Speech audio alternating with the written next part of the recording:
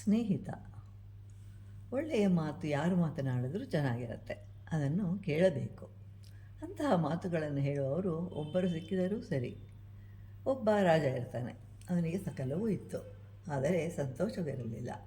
ಮಹಾರಾಣಿಯ ಮೇಲೆ ಸಂಶಯ, ಮಕ್ಕಳ ಮೇಲೆ ಸಂಶಯ, ಸಂಪತ್ತು ಇತ್ತು, ನೆಂಟರು ಇಷ್ಟರು ಇದ್ದರು, ಆದರೂ ಸಂತೋಷವಿರಲಿಲ್ಲ.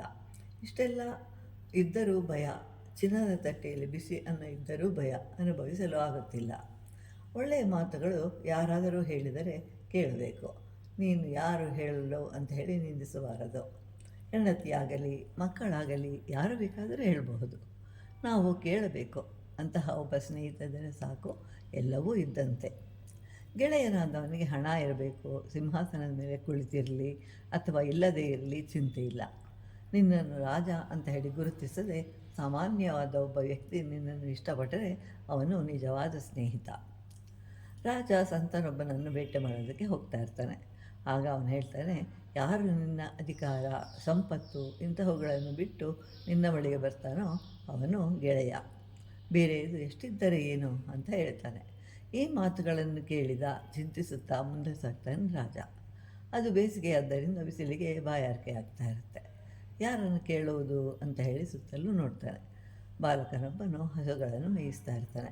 ರಾಜನು ಆ ಬಾಲಕನ ಬಳಿಗೆ ಬರ್ತಾನೆ. ಬಾಲಕ ಬನ್ನಿ ಬನ್ನಿ ಅಂತ ಹೇಳಿ ಕರೀತಾನೆ. ನಿಮಗೇನು ಬೇಕು ಅಂತ ಕೇಳ್ತಾನೆ. ರಾಜನಿಗೆ ಆಶ್ಚರ್ಯವಾಗುತ್ತೆ.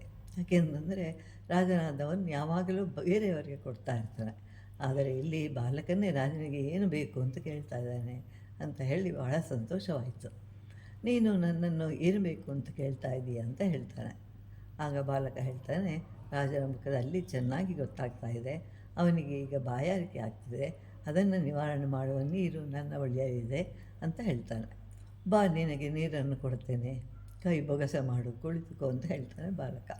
ಯಾಕೆ ಅಂತಂದರೆ ಕೊಡುವವನು ನಾನು, ಕುಡಿಯುವವನು ನೀನು ಅಂತ ಹೇಳ್ತಾನೆ.